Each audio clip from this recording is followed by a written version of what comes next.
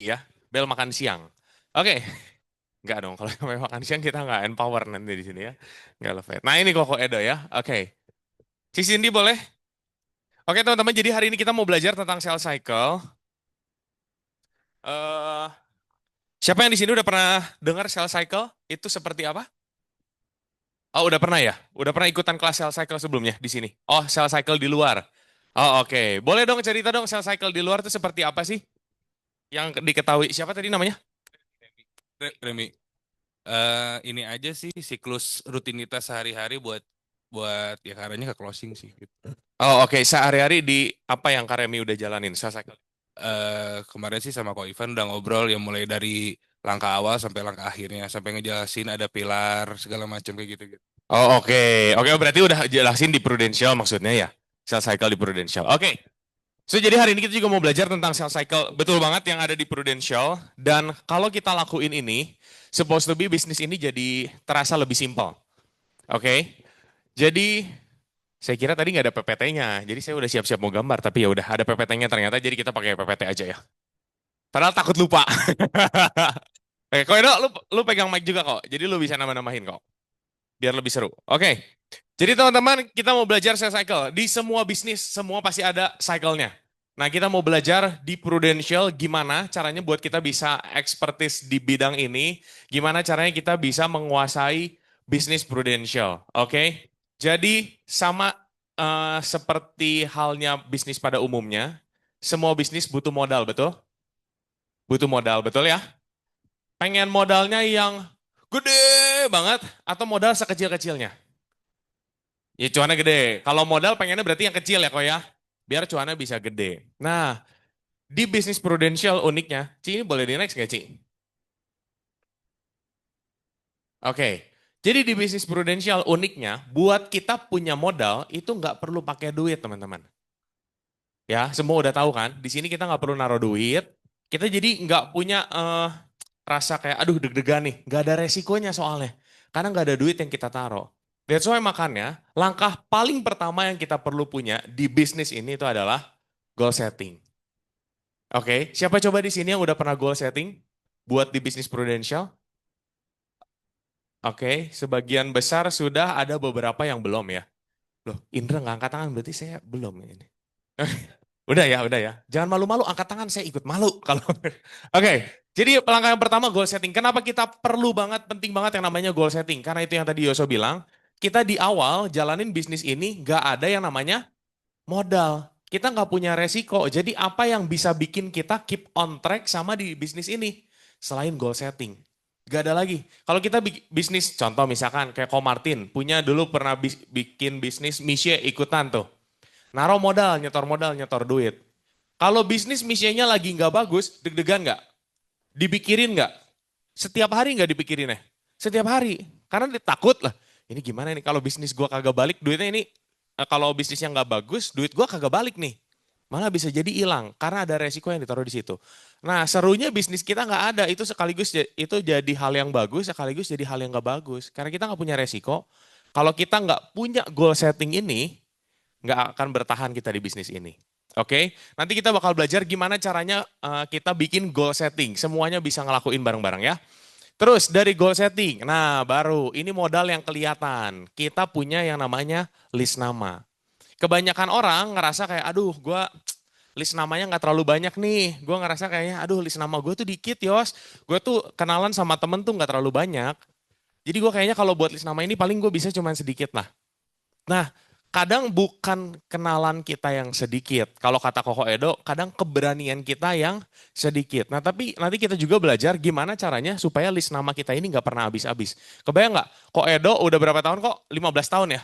15 tahun di bisnis Prudential. List nama kalau 100 pasti habis, bener nggak? Paling habis berapa bulan? 2 bulan edan. Ya, paling 2 bulan habis. List 100 nama 2 bulan habis. Lah ini gimana caranya kita bisa bertahan 15 tahun kalau list namanya 2 bulan udah habis ya? Habis itu lanjut lagi kita janji temu. Ini yang paling penting menurut Yosua di siklus kita di Prudential. Karena kalau kita bisa lakuin janji temu ini dengan baik, sebenarnya ke belakang akan jauh lebih smooth lagi. Tapi kalau di sininya kita agak masih kendala gitu ya, masih deg-degan, Ini janji temu ini jadi penentu ke belakangnya. Oke? Jadi yang belakang bukan berarti nggak penting, tapi yang paling penting yang harus kita pelajari ini di janji temu dulu. Oke? Lanjut, habis itu kita masuk ketemu presentasi. Presentasi, keluarlah nanti yang namanya ilustrasi. Jadi ingat ya teman-teman ya, nanti waktu pas kita cerita presentasi, goalsnya adalah keluar, bukan bukan closing. Waktu kita presentasi, tujuannya bukan closing. Oke, tapi keluar ilustrasi. Tapi nggak keluar tulisan ilustrasinya di sini. Ci, ada clicker aja? Oh, nggak ada. Aduh, oke, nggak apa-apa. Nanti minta ke Andre beli ya. Dari proposal, udah keluar nih proposal. Terus lanjutnya apa? Handling objection, bener. Ih, bagus Cici Meldi, nggak cepet-cepet pengen closing ya. Biasanya udah dari dari proposal pengennya langsung closing gitu ya. Pasti ada handling objection dulu. Nah, teman-teman, handling objection ini satu hal yang sangat-sangat positif di bisnis prudential. Justru kalau nggak ada handling objection, itu malah jadi satu hal yang kita patut pertanyakan. Nih, kenapa ini nggak ada handling objection? Ini orang aneh banget. Objectionnya nggak ada sama sekali. Artinya kalau orang punya handling objection, artinya dia ada concern. Dia udah mulai kepikiran nih. Oh iya, apa yang sebenarnya diomongin benar. Tapi, ada tapinya. Itu yang harus kita coba bantu jawab. Oke? Lanjut dari handling objection, barulah kita goalsnya adalah closing. Kita udah jawab objection yang dia keluarin, keberatannya dia, kita udah bisa atasin, barulah akhirnya berujung sama closing. Nah, inilah sebabnya kenapa list nama kita tidak akan pernah habis. Karena ketika kita bisa berhasil closing, langkah berikutnya adalah kita minta referensi. Cara minta referensinya gimana nanti kita sama-sama belajar. Oke, apalagi Koko Edo udah jago lah buat eh, mintain referensi ya. Oke, kalau gitu kita langsung mau mulai aja. Gimana caranya kita belajar buat goal setting? Untuk itu, mau lu kok? Atau mau gue lanjutin dulu? Oke. Oke, teman-teman, ini gue akan coba jelaskan. Nanti Koko Edo akan menambahkan ya. Karena ini pertama kalinya gue share di apa ya, sales cycle. Oke, teman-teman. Jadi goal setting yang pertama. Semua dari kita harus punya goals yang paling gampang dihitung. Yang paling gampang dihitung itu adalah income. Oke, jadi make sure kita punya goals tentang income terlebih dahulu di bisnis prudential. Berapa sih income tahunan, income bulanan yang pengen kita achieve di bisnis prudential? Coba boleh teman-teman mulai hitung di kertas masing-masing. Coba boleh keluarin kertasnya, tabnya, catatannya. Yuk sama-sama tulis berapa income yang jadi. Aduh, gue kepengen nih dapat income sekian dari bisnis prudential.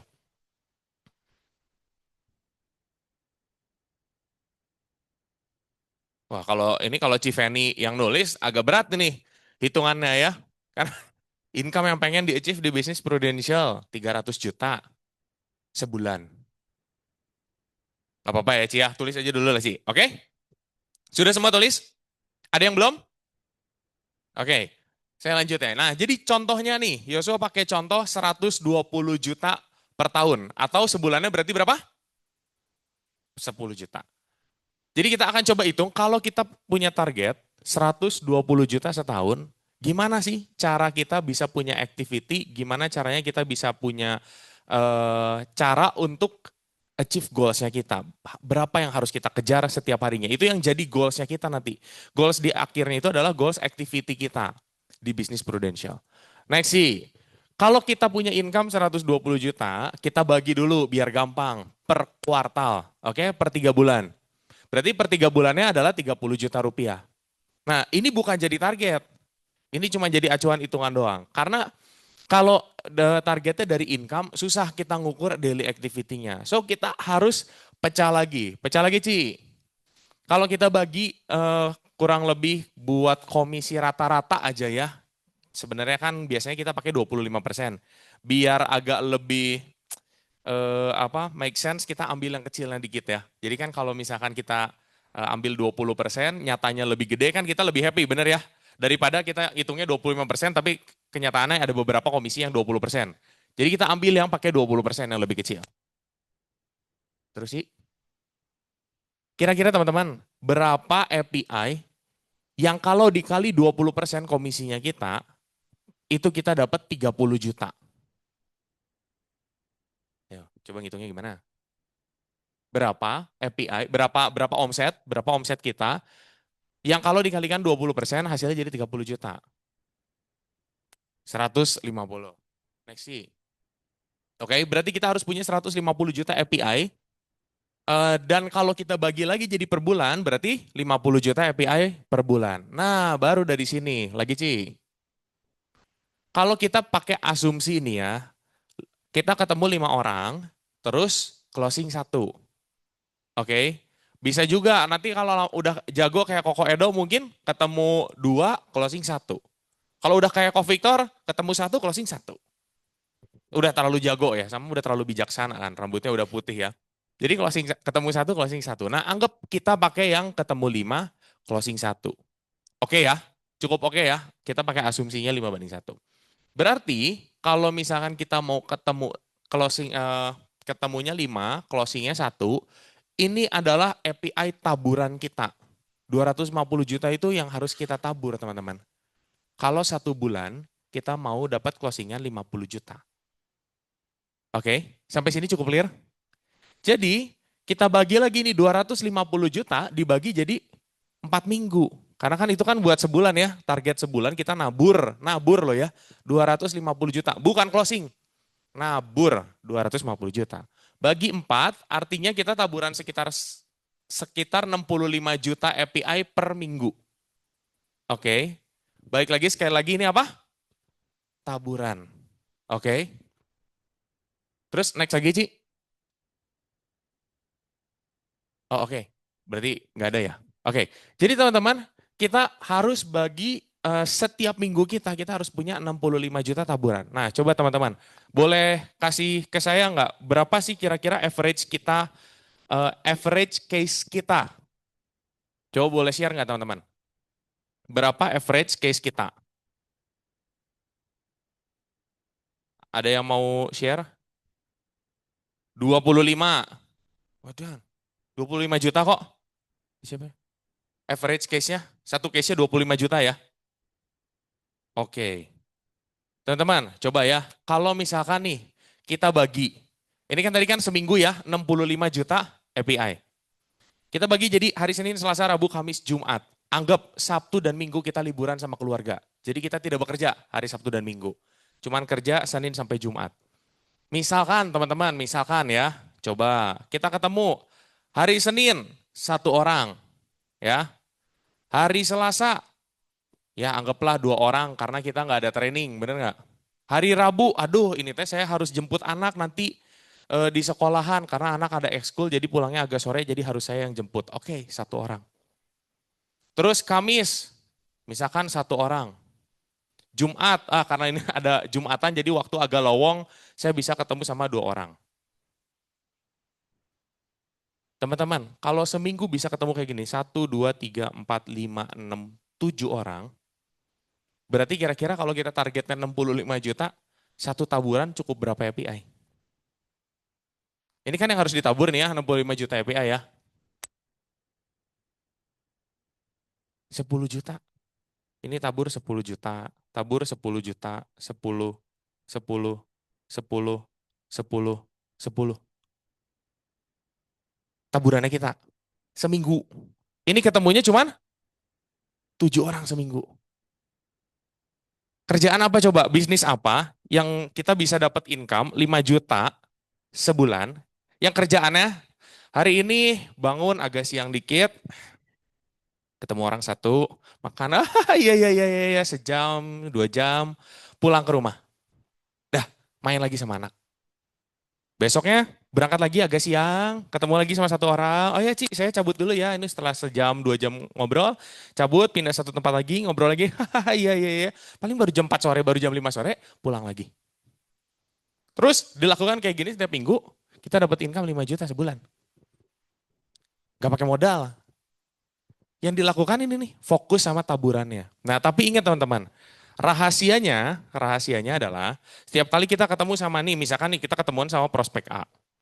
Sebelum ketemu sama prospek A, ini harus ketemu sama leader kita dulu. Ngobrol dulu sama dia. Cerita dulu si A ini seperti apa, backgroundnya, apa segala macam. Baru habis itu ketemu sama A, dan setelah ketemu sama A, apapun hasilnya, ketemu lagi. Jadi konsul, prospek, konsul. Konsul, prospek, konsul. Setiap hari.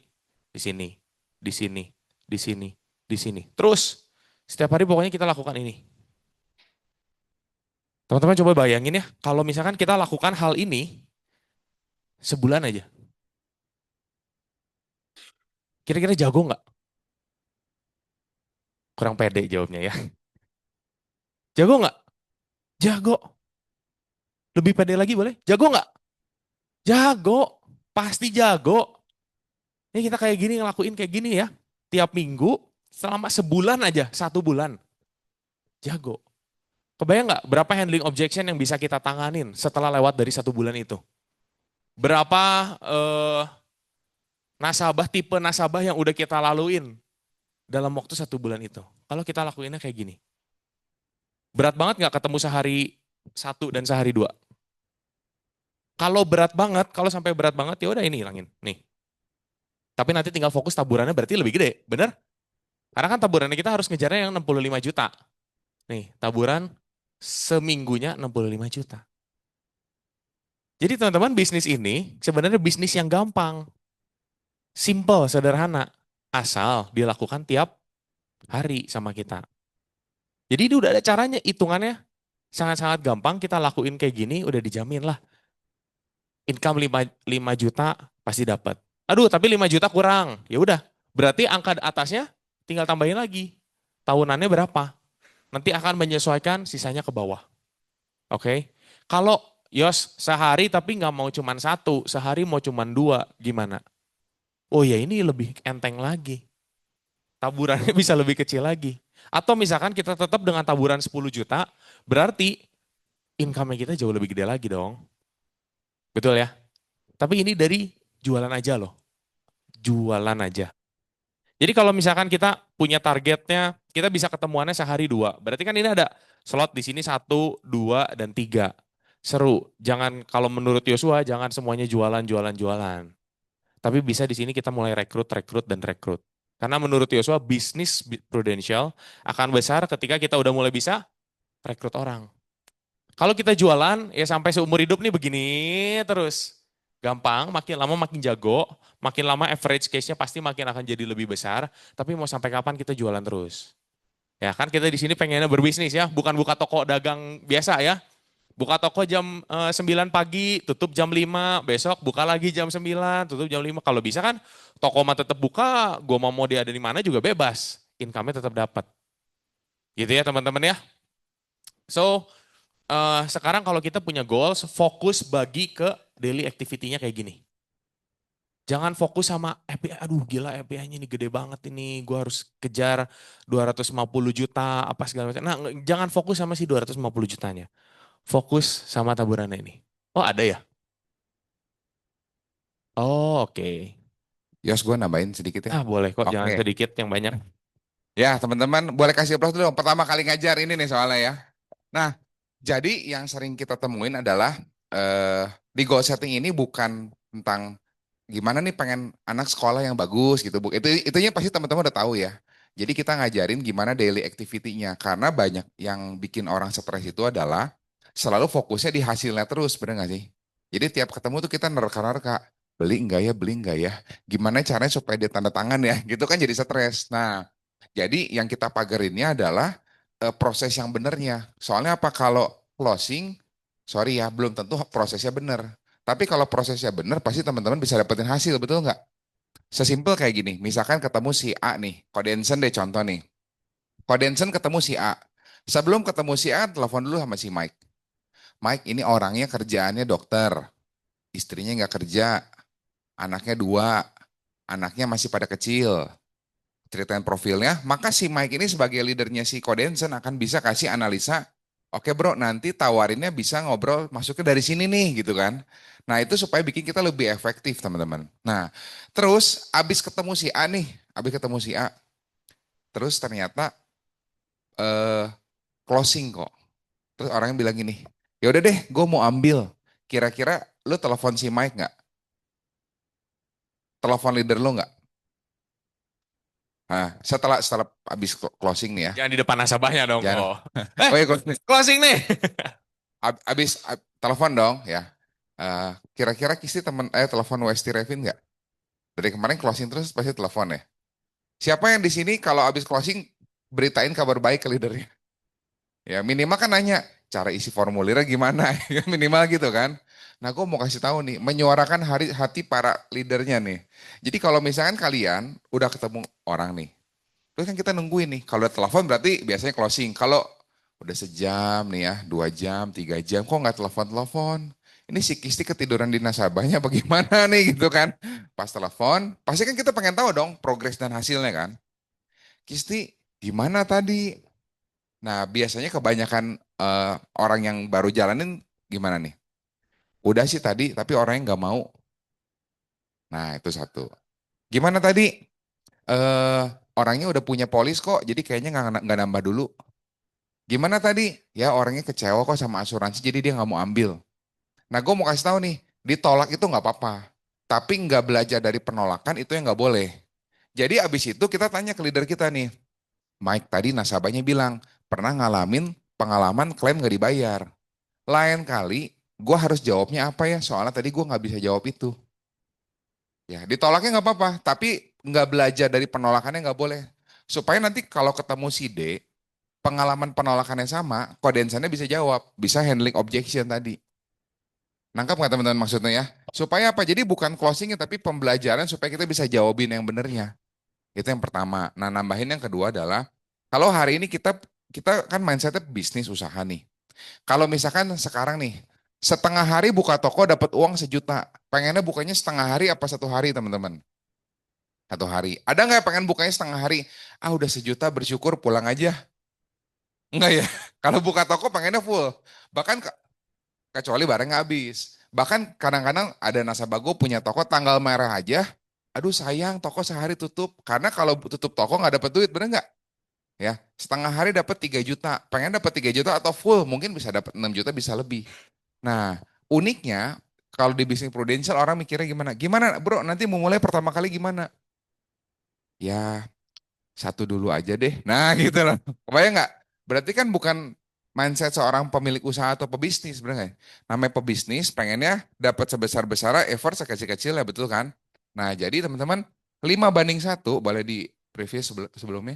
Nah, jadi kalau misalkan di hal ini nih, karena dia ada rasio 5 banding 1. Cerita 5, closing 1, itu kalau teman-teman udah punya skillnya lumayan. Oke lah gitu ya. Nah, awal-awal mungkin 10 banding 1. Cerita 10 bisa dapat hasilnya closingnya 1. Ya, bisa jadi nggak 18 orang pertama nggak closing. Bisa. Tiba-tiba orang ke 19 ke 20 beli. Sama-sama 10 banding 1 nggak? Berarti bukan udah, Dra, gue udah 9 nih. Ini yang 10 pasti closing kan? Ya nggak gitu teman-teman ya. Bisa jadi 27 banding 3. Ya, bener nggak? Orang sampai ke 27 nggak closing, tiba-tiba 28, 29, 30 buka 3 keluarga, bisa aja kan? Nah, tapi semakin lama training, semakin mahir. Ini baru seminggu. Ya, kalau teman-teman briefing, konsul, briefing, konsul, briefing, konsul. Aktivitasnya banyak. Memang misalnya kalau sehari ketemu 1, pagi sampai sorenya kerja misalkan ya, atau jaga toko, baru bisa beredarnya malam nih keluarnya nih, atau makan siang. Berarti kan waktu yang kita sisihkan ini sangat berharga, bener nggak sih? Nyolong-nyolong nih keluar dari kantor makan siang, ya nggak? Ya tutup toko, harusnya pulang ke rumah, keluar dulu. Pasti kan kita pengen seefektif mungkin, betul nggak sih?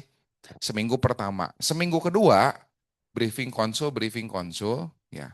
Jalanin setiap hari aktivitasnya rapet. Seminggu, 2 minggu, 3 minggu, 4 minggu, 5 minggu, 2 bulan, 3 bulan, makin jago teman-teman. Pasti. Nah cuma kadang-kadang orang itu nggak, gua ini ya gagal fokus kedengerin yang ketawa di bawah dari tadi ini ya. Ya, jadi aktivitas yang bikin rapet. Nah supaya teman-teman jalaninnya enjoy, fokusnya jangan sama closingannya, fokusnya sama taburannya teman-teman. Karena kalau nabur pasti menuai. Nah kadang-kadang orang stresnya apa? Pengennya nuai, naburnya sedikit. Nah itu yang bikin stres teman-teman ya. Jadi kita pengen punya hasil tapi kita nggak ngelakuin gitu. Next lagi Sin. Nah itu Yos, namain itu aja. Sekarang kita pindah ke list nama. Silakan Yosua.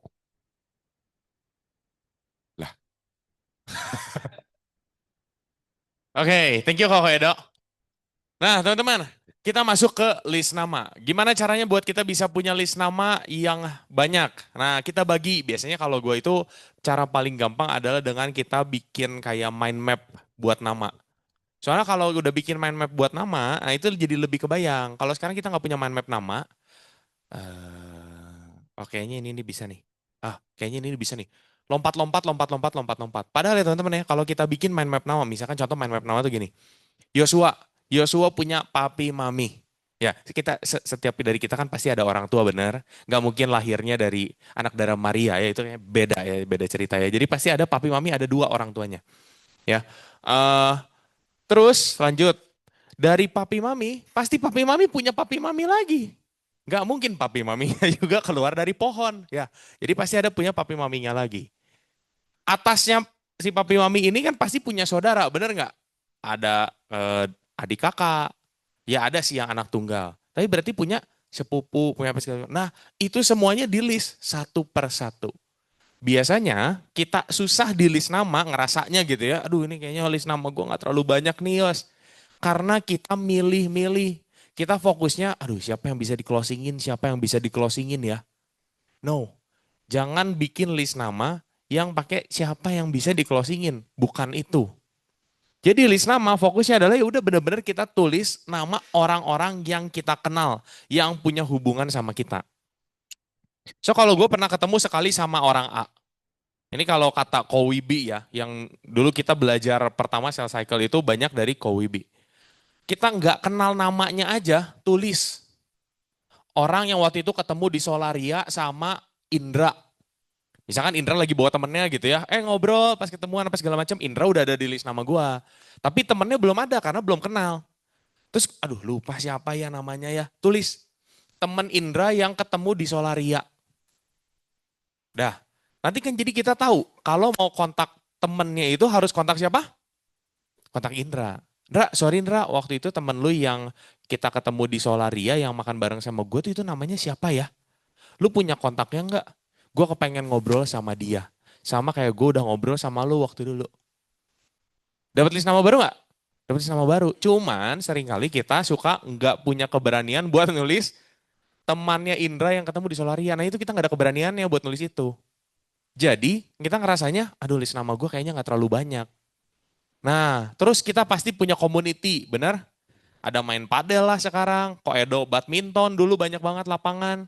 Terus udah gitu kita dulu pasti pernah sekolah, bener? Ada yang nggak sekolah di sini? Nggak mungkin bisa jadi agent kalau nggak sekolah ya. Lulusan lulusan TK gitu nggak bisa jadi agent karena harus punya ijazah. Temen kuliahan, temen SD yang udah lama nggak kontak. Terus nanti seru lagi kalau udah punya pasangan, ada istri, ada suami, temennya suami lah, keluarganya suami. So kalau kita list satu per satu, list nama kita itu bener-bener banyak teman-teman. Dari keluarga kita aja udah bisa beres 100 nama. Kalau kita ngelisnya bener ya, jangan balik lagi, aduh ini dia lagi susah nih bisnisnya, kayaknya enggak. Ini anaknya lagi di Australia, ini kayaknya lagi pengeluaran lagi banyak, enggak lah. Jadi kita terlalu banyak cenayang, nah itu yang jangan dilakukan. Oke, karena balik lagi kadang kita suka kurang keberanian untuk tulis namanya. Oke, so jadi kita punya list 100 nama. Biasanya kalau gua buat sama tim gua, misalkan aduh Yos buat pertama kayaknya 100 nama cukup PR. Ya udah 50. Masa 50 nggak ada? Aduh nggak ada Yos kayaknya 50. Ya udah 25. Pokoknya ini jadi modal pertama kita. Tapi balik lagi, kalau kita punya bisnis, semakin besar modalnya, opportunity-nya hasilnya bisa semakin besar nggak? Semakin gede. Nah ini modalnya kita ini di list nama ini. Betul ya Koko Edo ya? So jadi ini Koko Edo udah bikinin contoh, nah misalkan contoh kayak gini nih, teman mami, nanti ada temennya papi. Ini keluarin semua unek-unek semua di sini. Orang gereja yang udah pernah kita ketemu, ingat ya. Jadi yang penting teman-teman punya relationship. Sebenarnya menurut Yosua ini yang paling penting punya relationship. Kalau trust, kita bisa bangun waktu pas pertemuan pertama kita. Kalau nggak ada relationshipnya ya namanya canvassing, bener nggak? Karena kan nggak ada relationshipnya. Nah cuman kalau kita fokusnya dengan list nama artinya kita udah punya relationship terlebih dahulu. Trustnya bisa dibangun seiring berjalan nanti kita bisa ketemu dia, ngobrol, apa segala macam. Mau tambahin kok?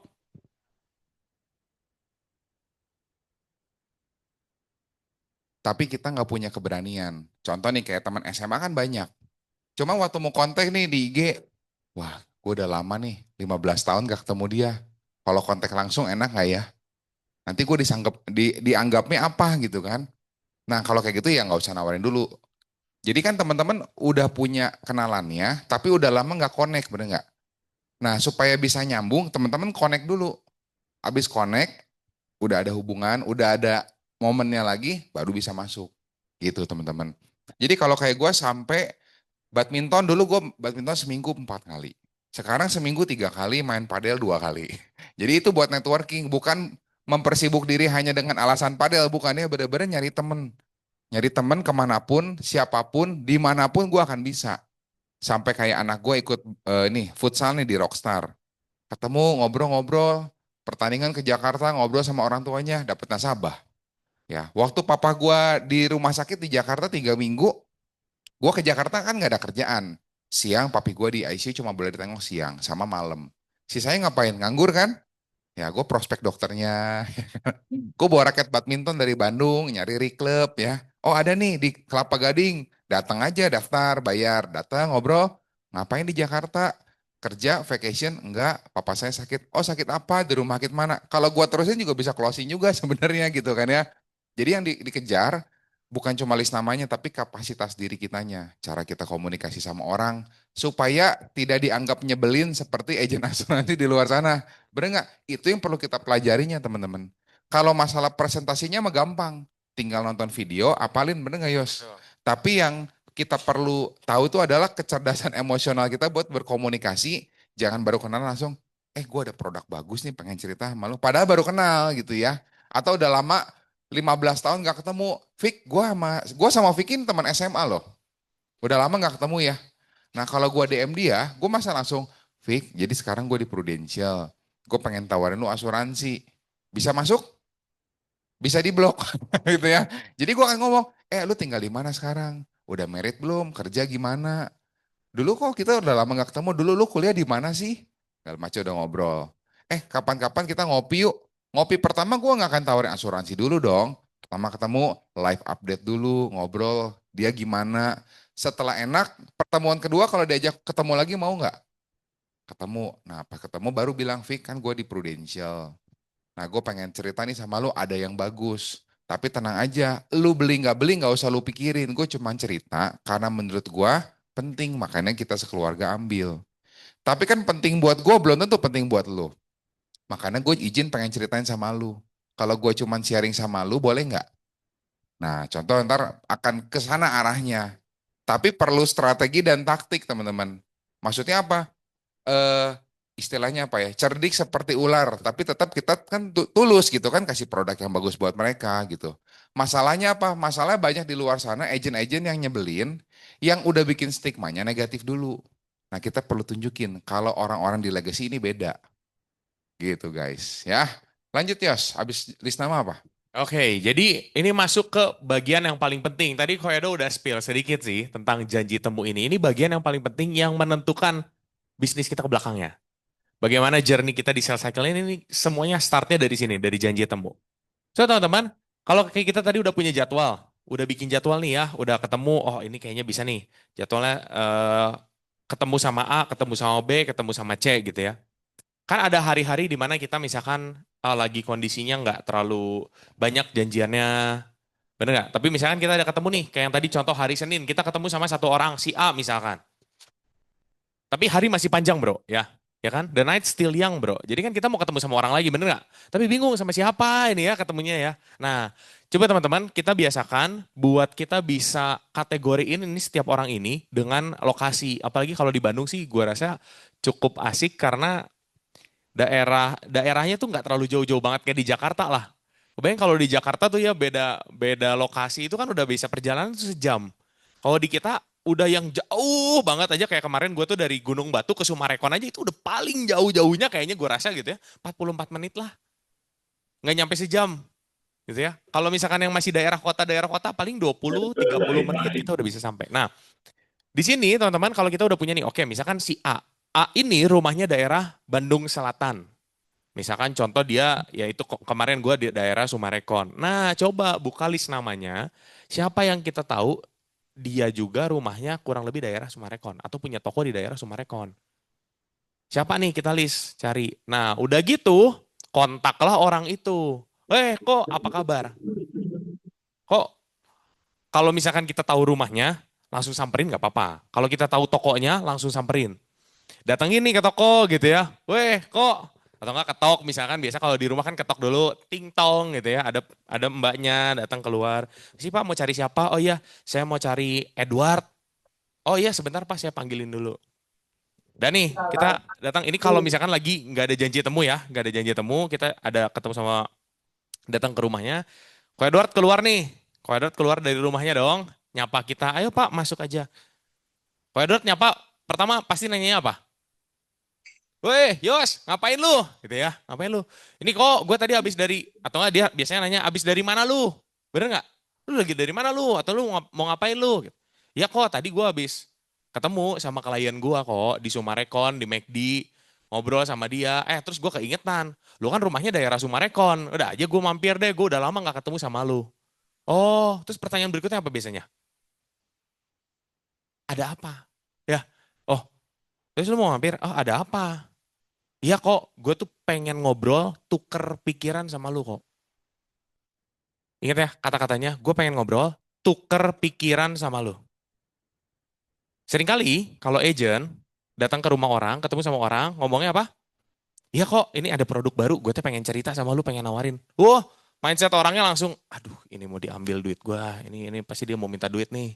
Datang-datang ke rumah gue nih, gitu ya. Ya tapi kita, kok gue pengen tuker pikiran sama Koko. Pertanyaan berikutnya apa? Oh, gue pengen tuker pikiran kok sama lu kok. Pertanyaan berikutnya apa? Dari si kokonya.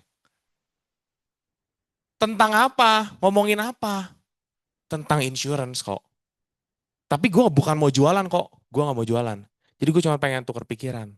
Oh, enggak lah. Tapi gue mah asuransi udah banyak. Loh, kok justru kok gue mah yakin lu pasti polis udah punya banyak. Kok sejauh ini, sampai hari ini, lu memang punya polis berapa kok? Pertanyaannya itu. Sampai sejauh ini, Koko udah punya polis berapa? Biasanya kalau agent insurance datang buat nawarin polis asuransi. Beranggapan bahwa si agent belum punya polis asuransi, bener nggak? Si nasabah belum punya polis asuransi. Nah tapi kita datang dengan cara yang berbeda. Kok kalau Koko sejauh ini udah punya polis berapa kok? Udah pakai polis apa aja kok? Si nasabah agak, oh ya, jawabannya ada dua teman-teman. Jawabannya cuma ada dua. Apa coba kira-kira kalau nasabah ditanyain kayak gitu? Koko sampai sejauh ini udah punya polis berapa? Banyak lah. Berapa kok? Sebutin satu angka, bener nggak? Ya, itu jawaban yang pertama. Jawaban yang kedua, nggak punya. Apalagi jawabannya? Oh, bebek saya lagi di empang, nggak nyambung ya. Keluar dari rumahnya. Ini kayaknya konslet kotaknya ya. Tapi jawabannya pasti cuma dua, bener nggak? Ada jawaban lain? Ada jawaban lain nggak? Ada possibility jawaban lain nggak? Kalau ditanya seperti tadi, kok sejauh ini udah punya polis berapa kok? Lupa. Artinya kan bisa jadi sebenarnya dia udah punya, bener nggak? Berarti masuknya yang ke yang tadi yang nomor satu, yang udah punya tapi lupa. Jawaban lupa itu jawaban yang paling kita seneng. Oh lupa kok. Lu udah beli polisnya dari berapa lama? Lupa. Oh lupa juga kok. Lu beli polisnya sama siapa? Lupa. Manfaatnya apa? Oh udah pasti itu ke belakangnya lupa semua kan? Tuh itu udah enak banget. Kalau nasabah punya polis terus lupa, itu udah enak banget. Jadi kita belajar caranya dari Koko Edo. Gimana cara masuknya kalau nasabahnya lupa? Iya. Ya. Lempar aja terus umpan lampu. Kan gue Jadi penting. Yang ini penting gue teman-teman, crossing. kenapa janji temu ini penting? Kenapa kita pakai bahasanya tukar pikiran? Apakah kita nggak bangga sama profesi kita? Bukan seperti itu teman-teman. Tapi di kepala masing-masing kita itu beda. Contoh nih contoh ya. Yuk kita main sedikit ya. Sebutin satu kata yang muncul di pikiran lu kalau gue sebutin kata ini ya. Asuransi. Yang ada di kepala lu apa? Speechless kok, speechless. Orang sakit. Asuransi. Kesehatan. Asuransi. Asuransi. Asuransi. Nipu. Ini positif. Hah? Warisan. Asuransi. Asuransi. Asuransi, ini karena udah jadi agent. Coba kalau gua tanya sebelum lu jadi join ada datang ke sini. Beda nggak kira-kira? Nipu Ya. bangsat. Asuransi apa? Maksa. Bener nggak sih? Nah kan tadi tanya positif kenapa? Karena kita udah teredukasi dengan baik. Iya. Kebayang nggak kalau semua orang teredukasi kayak kita? Jualan mah simpel sebenarnya. Cuman karena dulu banyak orang-orang yang udah melakukan nih oknum-oknum di luar sana, sehingga bikin orang jadi perasaannya nggak suka. Jadi pas tanya asuransi, nanti kalau dia datang dipaksa-paksa. Udah tahu gue orangnya nggak enakan, nanti jadi pengen beli. Misalkan gitu ya. Daripada gua tolak, mendingan gua nggak usah baca aja deh WA-nya. Terlalu baik, nggak suka nolak orang misalkan. Nah, jadi kalau buat gua ngomong dari awal nggak apa-apa. Kalau gua sih jarang ngomong di awal, kenapa? Gua udah 15 tahun di asuransi, ngapain ngomong lagi kan? Orang Lihat, pasti udah tahu. iya lihat profil IG gua juga udah, oh ini mah orang prudensial banget Iya. itu mah kan. Kalau kalian masih baru kan, lu kerja misalkan atau punya usaha datang ke rumah, pasti orang nanya ada apa? Ya udah, gue pengen tukar pikiran aja, pengen cerita konsep. Tenang aja, lu ambil ngambil, lu nggak usah pikirin. Sambil datang, udah lama nggak ketemu, gue pengen ceritain sama lu. Udah, sesimpel itu aja teman-teman. Tapi kalau teman-teman nggak ngomong juga, tiba-tiba datang nih. Gue kangen banget sama lu, udah 15 tahun nggak ketemu. Kalau cewek kan gitu ya, kalau janjiannya. Pas udah ketemu, tiba-tiba teman lu ngeluarin kertas. Jadi gini, nah gimana kerasanya? Sebenarnya gue tuh dikangenin apa gue cuma dijadiin objek doang, bener nggak? Iya. Bener ya, kecuali udah lama kayak gue nih. Lu lihat, gue bilang, asuransi ya? Bukan kok pengen ngobrol doang. Iya ngobrol, apalagi orang bionya juga semua prudensial ya kan. Berarti gue jadi bohong dong, bener nggak? Nah jadi kita juga bukan bohong. Tapi kita minta kesempatan ketemu. Sorry ya, beli nggak beli gimana nanti? Minimal denger. Ya, kadang-kadang yang bilang, gue mah nanti pasti beli deh. Yang ngomong pasti beli aja belum tentu beli. Yang bilang enggak beli juga, waktu lu udah cerita, wah cerita lu bagus ya. Beda sama temen gue yang dulu nawarin. Coba dong hitungin buat gue. Yang nggak kelihatan kayak nggak beli juga, belum tentu nggak beli. Bisa jadi malah yang nggak kita ceritain malah beli, betul nggak? Gitu. Jadi yang buruk belum tentu selalu buruk teman-teman. Nah jadi ini teman-teman harus pakai skrip ini. Kalau misalkan sekarang lu cobain lagi nih. Udahlah Der, gue nggak usah ditemenin. Gue nggak usah training. Ya, gue mau pakai cara gue, boleh nggak? Boleh, cobain aja. Misalkan contoh nih ya, gue sekarang di Prudential, gue pengen nawarin lu asuransi. Mana yang boga kan asuransi? Gitu biasanya kalau bahasa temen ya. Ya, terus temen lu bilang apa? Asuransi mah enggak lah. Nah, coba ya, buat teman-teman yang baru nih, menurut lu gue pernah nggak pakai cara itu? Pernah nggak? Waktu dulu 15 tahun lalu pernah pakai dong. Kira-kira berhasil nggak? Enggak, makanya gue ganti. Kalau berhasil mah tinggal pakai skrip yang gampang doang. Yang paling kepikiran semua orang, bener nggak? Ya, skrip apa lagi yang kepikiran coba sama kalian kalau janji temu? Kodensen deh, pertama kali join kan lu gue yang hitungin dulu ya kan? Pertama kali lu janjian sama nasabah lu gimana dulu, calon nasabah? Pakai skrip. Nah kalau nggak pakai skrip, kepikiran awalnya gimana kalau cerita? Ya, Heeh, heeh. Pasti mau nawarin asuransi ya lo. Oh, enggak lah, gue mau udah punya, gitu kan? Nah, gue juga dulu gitu. Gini, kalau kalau lu pakainya cara yang biasa, ya nasabah juga udah nolaknya biasa. Fun fact yang pertama, nasabah itu nggak pernah ngumpul kayak gini. Kita kumpul yuk hari Sabtu, kita training gimana caranya nolak agent asuransi. Nggak ada ya. Tapi kita tiap Sabtu kan belajar. Gimana cara kasih cara yang bagus buat mereka, cara-cara yang baik dan benar supaya diterima dengan baik, bener nggak? Nah dari dulu nasabah kalau dibikin janji temu, terus nggak mau ketemu, alasannya apa? Udah punya, nggak suka asuransi, nggak percaya, nanti dulu lagi sibuk, belum ada waktu, lagi banyak pengeluaran. Dari dulu juga sampai sekarang nggak pernah berubah. Sama terus. Mereka nggak pernah naik kelas, tapi kan kita naik kelas terus. Gua semakin pinter, semakin bagus. Nah yang kita kejar adalah semakin pinter dan semakin mahirnya ini teman-teman. Supaya jualan itu akan jadi simpel banget. Ya. Nah itu nambahin itu aja Yos. Oke. So, jadi kalau misalnya itu tadi kan yang eh, bisa langsung ketemuan gitu ya, atau yang tadi janji temu kayak Kokedo. Biasanya sih memang cara sekarang paling gampang itu semuanya lewat chat. via WhatsApp lah ya. Kayaknya semua dari kita kan pasti pakai WhatsApp kan. Kalau dulu anak muda biasanya banyaknya pakai Line, ya udahlah pakai gitu ya. Kalau misalkan memang mau ke anak nggak tahu sih sekarang kayaknya udah nggak pakai juga sih. Sekarang anak muda juga WhatsApp semua ya. Nah jadi buat kita bisa kontak pertama chat dulu. Nah tapi fokus chatnya bukan buat nawarin produk. Oke, fokus chat kita, fokus teleponnya kita bukan untuk nawarin produk.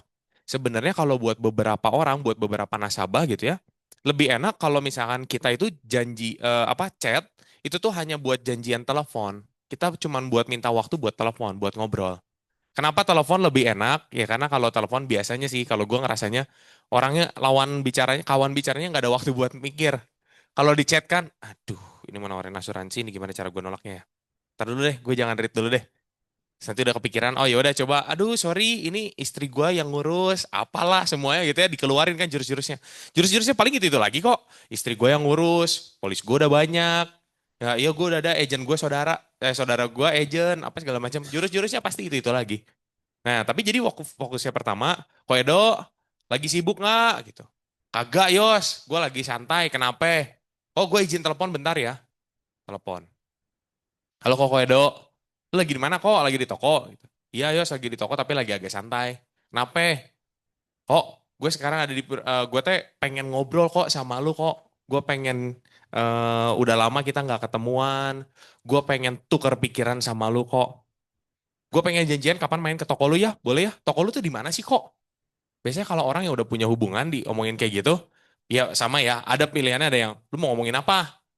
Ya kok gue cuman pengen ngobrol aja sama lu. Kalau misalkan dia nanya lagi, tapi lu mau pengen ngomongin apa? Dia udah kayak ngerasa insecure, baru kita harus ngomong, wajib ngomong. Kok gue tuh sekarang di Prudential, gue pengen coba cerita sama lu, gue pengen tukar pikiran aja sama lu. Tapi kalau dia yang nggak insecure, jadi bergantung juga sama jawabannya dia, it's okay. Kalau kita udah deket kan dia kan kayak, ya sok aja lu main aja ke toko. Ini toko gue mah di sini, sok aja nggak masalah kok lu main ke toko. Kalau hubungan udah bagus, bener nggak? Dia nggak akan yang ada apa nih mau datang ke sini? Jarang lah. Kalau yang orang hubungannya udah baik. Tapi kalau yang belum punya hubungan terlalu dekat, biasanya kan nanya, ada apa? Kalau dia udah nanya cukup insecure gitu ya, kita tahu, kita cerita.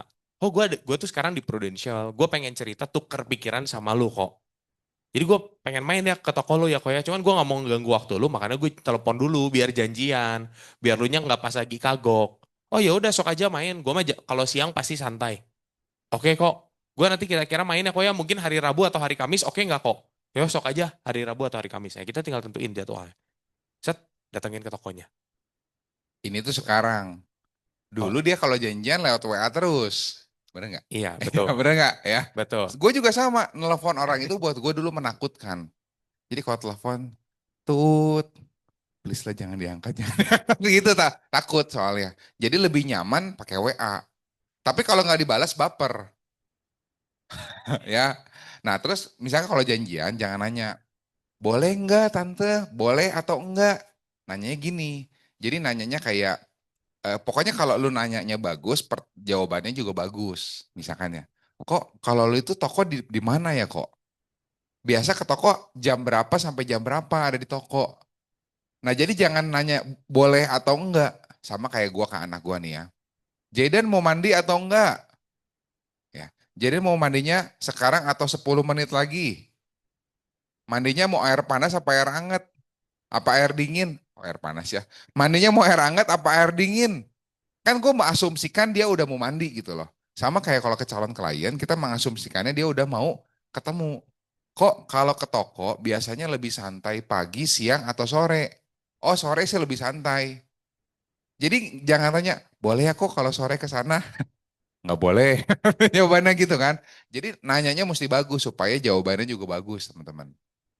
Gitu dan memang dengan seudah telepon gimana? Lebih enak ayo sekarang? Lebih enak. Lebih enak ya? Karena dapat jawabannya jawaban langsung. Nah, dan Yosua ini dulu takut untuk telepon orang yang lebih tua. Bener nggak? Dan ngobrol sama orang yang lebih tua ya. Iya betul. Ya kalau ketemu om-om, aduh ngobrolnya apa ya? Janjian. Ketemu orang yang lebih sukses dari kita. Ketemu orang yang lebih tua dari kita itu kadang-kadang menakutkan buat kita-kita yang masih muda. Banyak nggak teman-teman ngalamin hal yang sama? Ya, ternyata soal bisnis, soal uang, soal hidup mereka pengalaman lebih banyak dari kita. Tapi soal asuransi pastiin teman-teman harus lebih pintar daripada mereka. Jadi posisinya pada saat nanti pas janji temu ya, kan kita ngobrol bener nggak? Dia cerita soal hidupnya dia, soal bisnisnya dia, lu cukup dengerin, nggak usah sok-sok tahu. Oh, yang kayak gini ya kainnya tuh ya. Oh, emas tuh sekarang begini ya faktor kenaikannya. Padahal kita misalkan nggak terlalu banyak tahu nih ya gitu ya. Kita cukup dengerin dia. Tapi begitu pas bagiannya asuransi, kita harus kasih lihat bahwa kita orang yang punya wawasan luas di dunia keuangan dan asuransi gitu. Gitu ya tambahannya. Wow. Yang lucu kok sambil tadi lu lagi ngomong kayak gitu, iya ya. Gue dulu nggak percaya sama omongan lo ini, dan sekarang gue yang ngomong ya. Iya benar. Karena ngelakuin. Kalau nggak ngelakuin nggak akan lewatin ketakutannya akan sama terus. Nanti kalau udah WA nggak dibalas, WA nggak dibalas. Ya, Ternyata bukan WA-nya yang salah, tapi cara ketikannya yang salah misalkan. Cara ngomongnya yang salah. Cara ngomong dan di WA itu tidak ada nada bicara. Jadi nada bicaranya ditentukan sama orang yang baca WA-nya. Dia habis dimarahin bini, kita WA ya kan. Feelingnya bukan feeling pengen ketemu kita. Ya, nanti aja lah balasnya. Lupa. Terus kita jadi baper. Gitu akhirnya jadi kayak gitu kan. Tapi saya udah telepon enak jauh telepon kan. betul. Bahkan kalau nasabah gue nih nggak mau ditelepon, ada kan tipe-tipe orang nggak mau angkat telepon. Ya udah kok, gue bikin voice note ya, gue bikin voice note, tapi gue harus pastiin intonasinya bagus. Sebelum kirim gue play dulu. Oke nggak ya kalau dengerin? Oke, baru gue send. Gitu. Supaya apa? Supaya ada feel-nya pas ngobrol tuh ada ketawanya. Ya dia ngebayanginnya, oh ngobrolnya enak nih kayaknya nih karena orangnya dari intonasinya menyenangkan. Nah itu kesan yang pengen gua tampilin pada saat bikin janji temu teman-teman. Kalau kita caranya nggak di-upgrade dan kita caranya sama kayak agen asuransi yang lain, nanti nasabah jadi generalisasi. Oh semua agen mah sama. Sama kayak kalau cewek disakitin cowok bilangnya apa? Padahal belum nyobain semua cowok kan? Siapa kalau nyobain agent di legacy kan beda, bener nggak? Betul. Nggak sama sama di luar sana gitu loh. Nah itu yang perlu kita tampilin sih. Betul. So, jadi teman-teman, ini tips aja yang tadi Ko Edo bilang, karena kita intonasi itu penting. Jadi waktu pas kita janjian, kalau kita telepon, make sure kita, nah nggak tahu kan, saya mau ngomong ke arah mana kan? Saya juga tadi lupa mau nggak tuh, ingat. Jadi waktu pas kita telepon, make sure kita bisa posturnya berdiri. Kalau gue sih selalu ngebiasain berdiri. Tapi kalau misalkan kita udah jago menjaga intonasi, ya lu mau sambil duduk juga nggak apa-apa. Toh lawan bicaranya nggak tahu kita duduk atau berdiri. Tapi yang paling penting adalah smiley voice-nya itu. Jadi waktu pas kita telepon sama orang, beda banget waktu pas kita nggak senyum dan senyum. Kok Edo sering contohin, halo, halo kok, lu lagi ada di mana kok? Ini kagak senyum nih. Tapi kalau senyum, hai kok, lu lagi ada di mana kok? Kerasa beda nggak bunyinya, suaranya, intonasi? Dan orang itu bakal ngerasain banget. Apalagi kalau kita ngobrol sama om-om, sama ii, itu mereka udah sangat-sangat merasakan ini orang yang telepon gue lagi senyum, lagi cemberut, lagi apa segala macam, itu kerasa banget. Jadi postur kita waktu telepon juga itu penting pisan. Dan make sure waktu pas kita telepon mereka, kita harus jadi orang yang menyenangkan. Itu yang paling penting. Oke, itu buat tips janjiannya. Jadi kalau Yosua suka pakai kata-katanya tukar pikiran. Jadi buat dianya nggak pressure, dia nggak ngerasa kayak, ini si Yosua datang mau nawarin asuransi, mau ngambil duit gua. Nah, dia tuh nggak ngerasa seperti itu. Tambahan satu tips terakhir. Apa tuh? Kalau WA atau telepon orang, jangan nanya apa kabar. Hai Cino, apa kabar? Garing banget ya. Hmm. Ci, gimana? Masih rutin nge-gym? Nah, tapi nanyanya kan jadi beda. Bener nggak? Nah, contoh misalkan kita stalking nih, oh baru pulang nih dari luar negeri gitu ya, dari jalannya ke Singapura misalkan. Jadi gue ntar pas telepon gue nggak akan nanya gini, Dra, apa kabar? Ya gue akan nanya gini, Dra, gimana kemarin liburan ke Singapura? Cerita langsung. Beda sama kalau nanya apa kabar, udah gitu nanya cuma gini, Dra, apa kabar? Ini kayak nada mau pinjam duit nih, takutnya gitu kan dianggapnya kan. Nah jadi gue topik awalnya nggak selalu nanya, Hai apa kabar? Misalkan nanya ke Devin, Vin, gimana ini pemain bola terkenal kita nih? Devin jago main bolanya nih soalnya gue tahu ya. Vin, seminggu masih rutin main bola berapa kali, Vin? Oh iya gini, cerita lah akhirnya ngobrol jadi gitu. Jadi kita perlu pakai cara-cara yang unik sih. Yes, betul banget. Oke, clear ya? Kita bungkus buat janji temu ya. Janji temu cukup clear ya. Nah, lanjut dari janji temu, karena kita udah punya jadwalnya, atau enggak kita langsung ketemuan, barulah kita bisa masuk ke presentasi. Oke, ini karena PPT-nya diganti, bentar ya, saya baca dulu ya. Oke. Nah, teman-teman, waktu pas kita ketemu, biasanya nih ya, jadi ini ada satu tips juga sih, yang mungkin, kok, is it okay gue ceritain Rams? Oke, ya udah deh. Berarti langsung ini aja ya. Oke, jadi, Bisa nonton sesuai video-videonya kan ada nih. ya, Ya, kelas-kelas produk dan cara cerita konsep how to delivering judulnya gitu ya. oke. Nanti bisa minta. Oke, so teman-teman, ini yang paling penting adalah role play. Jadi kalau kita mau jago buat presentasi, karena menurut Yosua, presentasi itu adalah hal yang paling mudah dari antara semua alur sales cycle. Dari sales cycle paling mudah ini presentasi. Nggak perlu ketemu nasabah dulu, bisa kita kuasain dulu di awal, bener nggak? Nggak perlu nunggu jawaban nasabah kayak gimana, kita semuanya udah bisa cobain, kita udah tahu semua. Makanya ini paling gampang. So kalau kita tahu ini paling gampang, make sure ini kita paling paling jago di sini. Karena ini udah yang paling gampang. Hari ini kita mau role play 10 kali boleh nggak? Boleh. Nggak jadi mempengaruhi apapun sama ketemu nasabah apa segala macam nggak. Tapi make sure jangan role play di depan nasabah ya. Itu kadang kita suka melakukan nanti tenang gue mah bisa lah. Udah aja sekali cobain lah langsung ke depan nasabah. Terus dia malah role play di depan nasabah. Ini habis ini apa ya? Eh, bentar kok. Oh, apa? Jangan lakukan role play-nya itu waktu pas lagi di depan leader. Nah, biasanya suka banyak dari kita yang suka punya apa ya, kadang keluarin mulai ya. Aduh, kalau di depan lu teh karena gue tahu lu teh tahu ceritanya, gue jadi buyar ini gue lupa gitu. Sebenarnya mah kalau lupa mah ya lupa aja gitu. It's okay, nggak apa-apa. Oh, aduh ya, gue lupa pisan gitu ya bagian. It's okay, nggak apa-apa. Bener nggak? Bener nggak? Karena gue melakukan hal itu juga. Koedo, aduh sorry bisa nih. Karena gue tahu lu teh tahu ceritanya, jadi gue lupa. Ini buyar, buyar. Padahal gue lupa aja, gue memang belum belum role play aja guanya. Jadi makanya akhirnya waktu pas di depan Koedo juga lupa. Nah tapi kan happy-nya kalau kita role play lupa di depan Koedo, Koedo bisa langsung ingetin, bener nggak? Tapi kalau kita lagi role play-nya di depan nasabah, nasabah nih, nah, ya teh buang-buang waktu gua ini lagi pada gua pertemuan pertama tuh gue nyontek guys. Jadi pertemuan pertama sama calon nasabah gitu ya, gue waktu itu pertama kali pisan prospek itu ke dosen gue. Karena gue kenal deket sama si dosennya. Bu, saya pengen cerita sama ibu. Ayah sok aja cerita ke ruangan saya aja, yaudah. Jadi gue ke ruangannya, terus gue di balik mejanya gitu, ini gue keluarin kertas yang udah diceritain sama leader gue. Terus, ya, jadi gue ngeliatin ke bawah. Kamu belum hafal ya Yos ya? Iya bu, belum hafal. Gue tau gitu, closing nggak? Ya kagak lah ya, closing lah, gila apa? Jadi kagak closing. Nah ya maksudnya jangan sampai mengulangi hal yang sama kayak gue. So make sure teman-teman kalau diajakin role play sama leader kita, manfaatin itu dengan sangat-sangat sebaik-baiknya.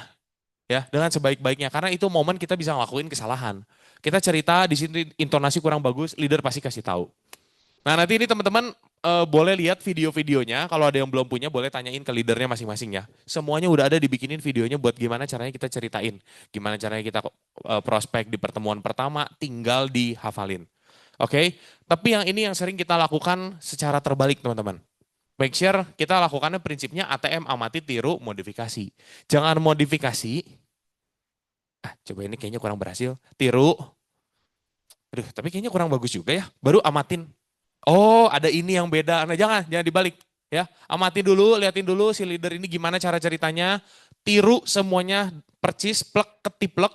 Caranya kalau gue sama Ko Edo, kalau teman-teman mungkin lihat gitu ya, ada sedikit cara, ada sedikit karakter kata-kata yang agak mirip yang gue pakai sama Ko Edo. Cara ceritanya, intonasinya, muka beda ya. Baru terakhir modifikasi. Gimana Ko Edo? Karena kalau lakuinnya terbalik, teman-teman ya, yang akan terjadi apa? Kita ngerasanya gini nih, gue udah 15 tahun, pakai caranya A, dan berhasil akhirnya closing setelah lewatin modifikasi banyak.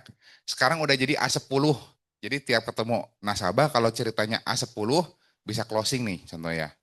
Tiba-tiba siapa namanya bro? Lewi. Oh iya Lewi minggu lalu datang ya. Nah si Lewi nyobain nih, dia nggak pakai A10, ceritanya masih A polos yang pertama kali gue cerita pas agent. Rasio closingnya akan lebih sulit atau lebih mudah daripada gua? Lebih susah dong. Kalau dia hanya pakai A biasa. Pas udah dia cerita, dia bilang, memangnya kok bisnis asuransi susah? Nah, gue mau nanya, bisnisnya yang susah atau cara ceritanya yang salah? Bener nggak? Ceritanya. Soalnya gini, kalau sekarang gue ceritain A10 bisa closing, bisa dapat nasabah, Lewi pakainya A10 sama-sama bisa closing nggak? Pasti bisa. Jadi problemnya cuma dua. Satu ya, salah ini dulu. Satu, ngerjain tapi pakai caranya salah. Yang kedua, nggak ngerjain. Udah itu doang, kemungkinannya cuma dua itu doang. Ya, dulu juga, ini contoh nih ya, ada agent umur 25 tahun. Ketemu sama nasabah umur 40-an, Civeni. Terus si agent ini tuh nggak closing. Dia bilang udah berapa kali nyobain nggak closing-closing. Nah, ditemeninlah sama leadernya. Ditanya kan, iya nih udah lama nggak closing, gue mau ke nasabah gue katanya. "Eh, bentar ya gue tanya dulu, lu ceritanya udah sesuai sistem belum? Udah. Udah seperti yang gue ajarin? Udah. Datangnya on time? Iya. Cara ceritanya kita udah role play sama ya? Sama. Harusnya closing nggak? Nah, pas ketemu nasabah, tahu nggak dia ngomong gimana gini? Dia kan umur 25, nasabah umur 40 lebih. Pas cerita, iya kok, jadi yang kesehatan tuh asuransi seperti ini. Ngerti ya kok ya? Ngerti nggak? Kebayang nggak teman-teman? Jadi bukan hanya cara presentasi sesuai sistem, attitude, cara komunikasi menentukan. Tapi minimal ya, role play masih udah persis dulu. Sisanya nanti akan di finishing sama dibenahin sambil jalan gitu loh. Tapi kalau dari pertama cerita konsepnya aja udah salah, beda. Satu nih ya, gue punya partner nih ya. Dia bilang susah banget closing UP Jiwa. Nah gue tuh kalau cerita ya, pernah dengar nggak keranjang batunya gue pernah dengar nggak? Hah? Siapa yang belum pernah dengar? Ya, pokoknya gue kalau cerita gini, gue cerita banyak ya. Nah si partner gue ini cerita, terus dia ceritanya segitiga proteksi. Pas cerita ya, ini kan kertasnya segede gini, kertas HVS ceritanya. Jadi kok ada segitiga ya. Nah segitiga ini segitiga yang banyak dibutuhin orang. Yang pertama itu asuransi kesehatan. Yang kedua, penyakit kritis. Yang ketiga, untuk warisan. Nah, ketiganya itu ini penting. Udah presentasinya gini doang, segitiganya segede nori lagi, segede apa? Apa sih yang makanan? Onigiri. Onigiri. Kecil Gedean banget. onigiri. Gedean Heeh. onigiri. Iya, ceritanya kayak gitu nggak sesuai sistem. Terus dia bilang presentasi dan closing susah. Yang susah dikasih tahu itu lu. Benernya gitu kan. Nah, tapi kan kita nggak boleh gitu. Jadi pokoknya ini bagus banget, tapi banyak yang harus kita benerin nih kok. Apa aja, semuanya kok kita benerin gitu ya. Tapi kan kalau gua nggak ngasih masukan, berarti gua nggak bantuin dia dong. Betul. Gua kasih masukan. Pokoknya intinya gini, kalau lu training, lu dari nggak bisa harus jadi bisa. Nggak berani mesti jadi berani, nggak mampu harus jadi mampu. Itu goals utamanya ikut training teman-teman. Ya jadi applause dong buat kita yang hari ini datang hari Sabtu ya. Nah, next, lanjut lagi. Waktu tinggal 20 menit ya. Oke. Cukup. Next. Nah, baru dari situ, kalau kita udah punya cara presentasi yang bagus, biasanya di presentasi juga kita bisa ajakin orangnya itu buat ke review polis kalau si nasabahnya udah punya beberapa polis. Masuklah ke kita bikin proposal. Jadi, teman-teman, balik lagi ya, gue ingetin lagi sekali lagi. Tujuan kita presentasi adalah bikin proposal, bikin ilustrasi, bukan closing. Oke, teman-teman ya. Sekali lagi diulangin, bikin proposal tujuannya, bukan closing. So, jadi teman-teman, kita udah bikin proposal. Nah, biasanya teman-teman, dibikin proposal ini, kita udah sekadar bikin, kok Ci, ini ya jadi ilustrasinya. Udah aja. Kira-kira bakal dibaca nggak? Kecil kemungkinan dibaca. Kecuali memang nasabahnya yang emang excited banget dan teliti, dia mungkin akan baca. Tapi majority di Indonesia nggak banyak orang mau baca sampai detail tentang ilustrasinya, mereka nggak mau baca. So kita perlu jelasin. Nah kalau Yosua, ini nanti mungkin Koedo bisa nambahin juga ya. Biasanya kan kita udah pertemuan pertama. Oke kok nanti gue akan bikinkan proposal. Gue akan bikinkan ilustrasi. Untuk di pertemuan kedua. Kalau Yosua senangnya gitu. Jadi pertemuan pertama ngobrol, cerita konsep, hahaha, udah dianya udah nyaman. Kok nanti biar Koko punya pertimbangan lebih matang lagi, Yosua bikinin ilustrasi ya. Koko kira-kira menurut Koko warisan berapa yang pengen Koko siapin? Apa segala macam, gue udah punya catatannya. Tanggal lahirnya gue udah tahu. Jadi pulang, gue akan bikinin ilustrasi proposal. Jadi nih proposal. Terus ngapain? Kirim.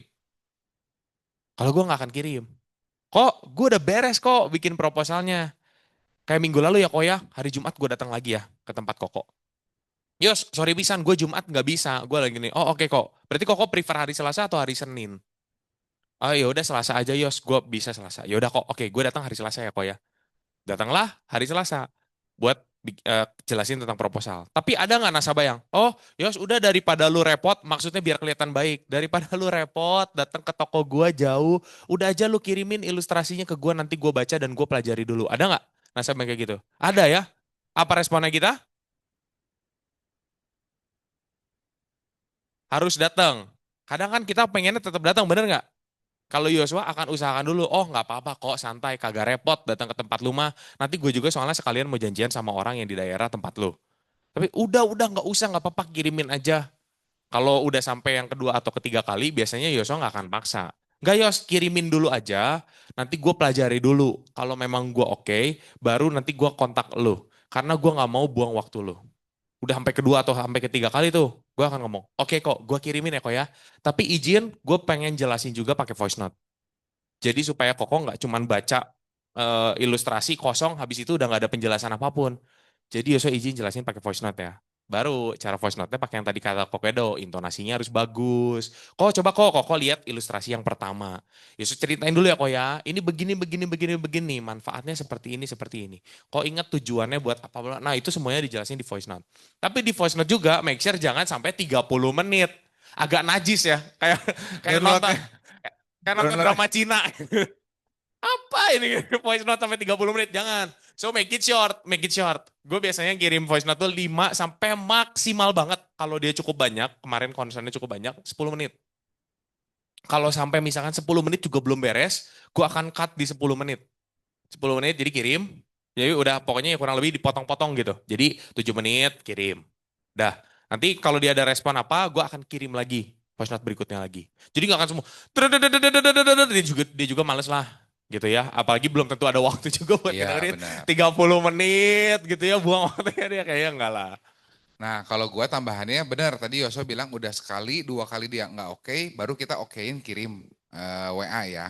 Nah, kalau gue bilang gini, yang pertama kan nggak kok nggak repot, nanti memang kan kita pengen janjian untuk ceritain. Udah nggak usah nanti gue baca-baca dulu, minimal dikit-dikit mah ngerti lah.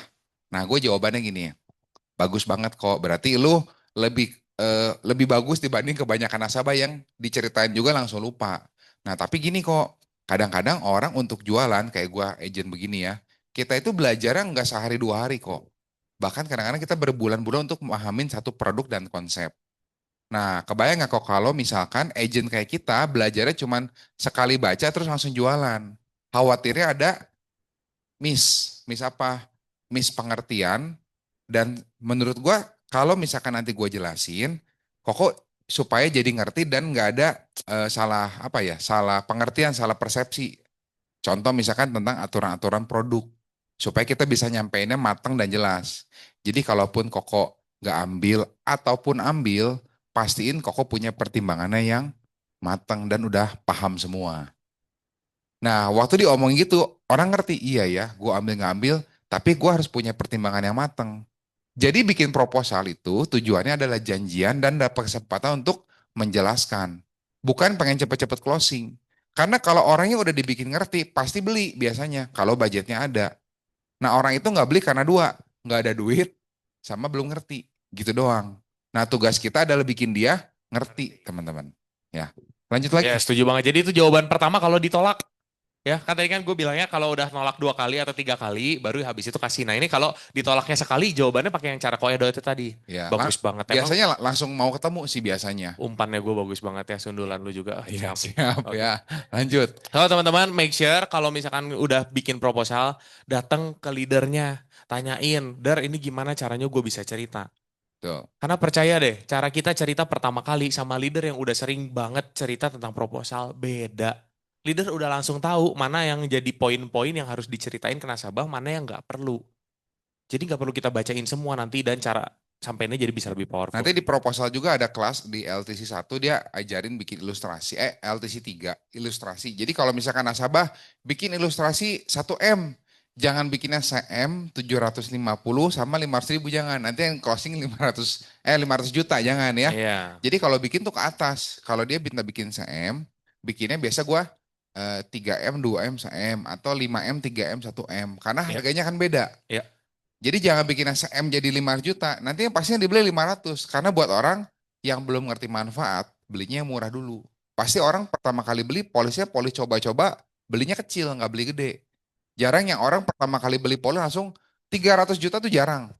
Biasa 1 juta dulu, 2 juta dulu kan polis coba-coba gitu loh. Yes. Nah, Nah ini tadi yang pengen Yosef ceritain sebenarnya tentang rems itu ya. Salah betul. Nah, satunya di awal. cuman review polis nanti kan ada kelasnya sendiri, teman-teman. Heeh. Nah, jadi gini, teman-teman harus ngerti setelah proposal ya, ada kemungkinan yang cukup besar ketika ketemu orang yang udah punya polis, tapi mereka nggak ngerti sama polis yang mereka beli. Ya, jadi nanti abis ikut kelas ini teman-teman harus ikutin rangkaiannya nih, ya. Kayak LTC 1, LTC 2, LTC 3, LTC 4, kelas-kelas produk. Ini di skip ya karena waktu nggak akan keburu ya Oke. pasti ya.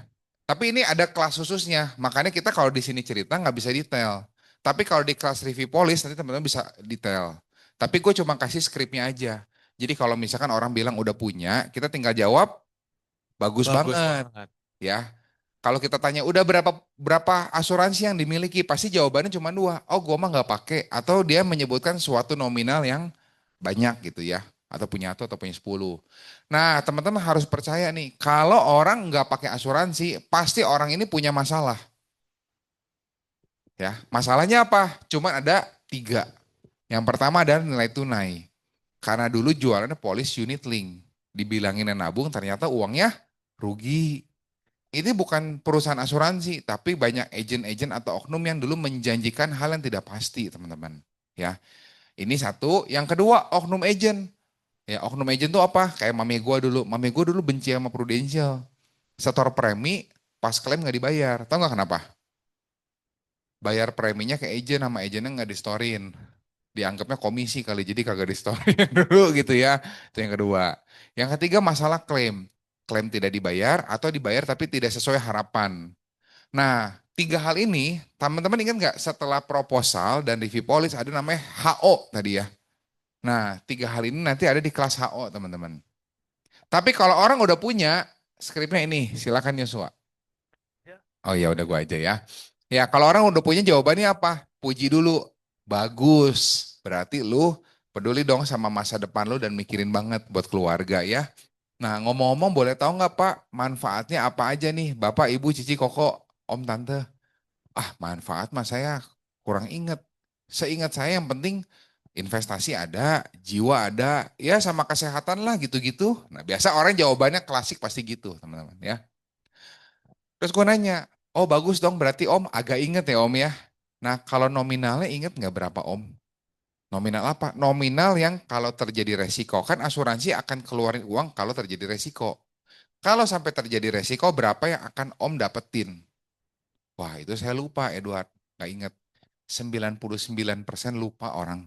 Yang hari ini beli polis aja bulan depan lu tanya pasti lupa. Apalagi udah beli polis 7 tahun, 5 tahun. Pasti lupa. Nah Ya, satu satu notes-nya juga ya kok ya. Kalau ada nasabah lupa sama UP-nya. Artinya tahu nggak teman-teman apa? berarti kecil. Kecil. Karena kebanyakan nasabah beli asuransi itu pakai uang recehnya mereka.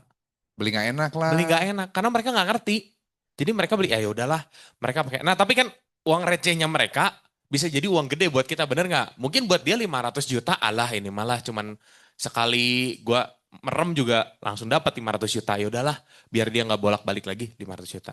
Tapi kan artinya UP yang dibelinya juga kan kecil. Iya betul. Receh juga buat dia. Nah, artinya itu udah hal yang bagus banget. Kalau dia lupa tentang UP-nya dia berapa. Berarti belum sesuai sama kebutuhannya dia. Kemarin gue review polis orang, dia bilang punya 5M. Pas gue buka aplikasi Allianz ya, dia punya berapa tanggal OP-nya? 200 juta ternyata. Oh, 5M-nya lagi mimpi waktu itu. 200 juta UP, 1M penyakit kritis, terus 2M-nya meninggal kalau kecelakaan. Iya kalau kecelakaan, secara itu kan yang paling sedikit sih kemungkinannya gitu ya. Nah intinya dia nggak tahu lah. Nah terus gue akan tanya, pernah dengar nggak orang kecewa karena asuransi? Rata-rata orang, nah alasan pertamanya kalau orang kecewa sama asuransi tahu nggak kenapa? Karena nggak paham sama polis yang dibeli. Ya, kenapa bisa nggak paham? Satu, belinya bantu-bantu orang. Beli sama saudara nggak enak, sama teman dekat nggak enak. Atau yang kedua, dia pengen nanya kebenaran ketemu agennya yang nggak pernah training. Betul ya? Nah akhirnya apa? Akhirnya orang kecewa. Nah kalau dari tadi obrolan kita ya Om ya, kan Om tadi manfaat nggak begitu ingat. Nominal Om nggak begitu ingat. Mungkin nggak hal tentang kekecewaan ini terjadi juga sama Om kalau suatu hari klaim terjadi. Biasa orang baru ngecek pada saat mau, nah sedangkan pas ngecek pada saat mau klaim udah terlambat. Hari ini Edward datang Om, bukan supaya Om beli polis, tapi supaya bikin Om ngerti polis yang Om beli. Udah, Bagus itu banget. poinnya. Bagus banget. Gitu, baru review polis. Ya, next, kayaknya ini slide terakhir. Loh, kok ada ininya? Nah kan, lu aja yang bikin PPT bingung kan? Ya, next lagi, next. Ini kayaknya kecampur deh. Ya, pokoknya abis review polis, teman-teman tadi ingat ada handling objection ya. Iya. Oke, udah gitu balik lagi ke list nama setelah closing. Ya, udah itu aja. Yes. Gitu aja Nah, sih. di momen handling objection, teman-teman, itu nggak bisa langsung secara instan. So, teman-teman perlu yang tadi makanya ya ini ya, waktu pas kita ketemuan sama orang, konsul, ketemu sama orang, konsul lagi sama leader, itu tuh buat kita bisa ngatasin handling objection. Karena teman-teman nggak akan pernah bisa menguasai semua handling objection kalau kita belum pernah ketemu sama objectional secara langsung di lapangan. Percaya sama Yosua, kita udah belajar tentang cara handling objection di kelas nih, di sini gitu ya, di hari Sabtu di training. Tapi waktu pas kita ketemu nasabah, kalau kita belum pernah pakai handling objection itu, majority kebanyakan 90% lah lupa cara jawabnya gimana. Jadi make sure teman-teman, it's okay buat kita bisa ketemu sama nasabah meskipun kita belum terlalu tahu yang kayak sampai semuanya seluk-beluk tentang akuisisi apa segala macam, it's okay banget. Justru di momen itu nanti kita bisa belajar. Kalau kita udah ditanya sama nasabah terus kita nggak bisa jawab, terus kita tanya sama leader kita, gue yakin pasti ingat. Karena kita udah pernah dapat momen, aduh sih gue lupa waktu itu ditanya sama si nasabah ini. Gitu. Jadi handling objection itu harus dijalanin. Jangan takut namanya orang yang tadi Yoso udah bilang di awal, kalau kasih objection artinya dia punya concern. Artinya itu ada hal yang positif, objection itu hal yang sangat-sangat kita tunggu waktu pas kita cerita sama nasabah. Dari situ, closing, baru habis itu minta referensi. Nah, paling terakhir ya, cara kita buat minta referensi. Kemarin belajar dari Ciahuan di Singapura. Menurut Yosua itu cara yang bagus banget dan Yosua juga lagi coba untuk pakai terus ke nasabah-nasabahnya Yosua. Jadi caranya adalah dengan cerita bahwa kok Ci, sekarang hari ini kan Yosua ada di Prudential. Pekerjaan Yosua itu membutuhkan referensi dari Cici Koko. Kenapa? Karena kalau Yosua rasa waktunya Yosua akan jauh lebih berharga, akan jauh lebih berarti kalau bisa ngebantu orang-orang yang Cici Koko kenal. Daripada Yosua pakai waktunya Yosua untuk cari orang-orang yang Yosua belum kenal sama sekali dan Yosua ceritain tentang insurance. So Cici Koko, kalau dari lingkungannya Cici Koko, ada nggak nih yang punya profil mirip kayak Koko sama Cici? Anak masih kecil, Koko yang full handle bisnis, Cici ibu rumah tangga, tapi dua-duanya orang tua ini sayang banget sama anaknya. Kira-kira ada siapa aja sih namanya? Nah nanti ada dua opsi jawabannya dia juga. Satu dikasih langsung, kayaknya si A, si B, si C gitu ya. Ada satu lagi, oh iya iya iya, nanti gue pikirin ya, nanti gue pikirin ya. Nah terus cara menjawabnya gimana? Cara buat dia bisa kasih namanya saat itu, gue biasanya akan ngomong, Ci kok karena Yosua tahu Cici Koko sibuk, daripada kita ngambil waktu Cici buat mikirin lagi nanti someday, ngabisin waktu lagi, mending yuk kita coba list aja sekarang, kita pikirin sekarang bareng-bareng, mumpung ada waktunya. Gitu. Baru habis dari situ nanti kita minta dia untuk kontak, kenalin kita terlebih dahulu ke nasabah. Jadi jangan kita langsung kontak, minta dia dulu yang kontak ke calon referensinya itu, ke orang yang kita direferensiin, baru habis itu kita kontak ke mereka. Gitu. Cukup clear ya teman-teman ya? Baru habis itu kita ulangi lagi cycles-nya dari awal. So itu aja yang kita bisa pelajari dari sales cycles hari ini. Sayang banget waktu memisahkan karena kita akan lanjut lagi ke empowering.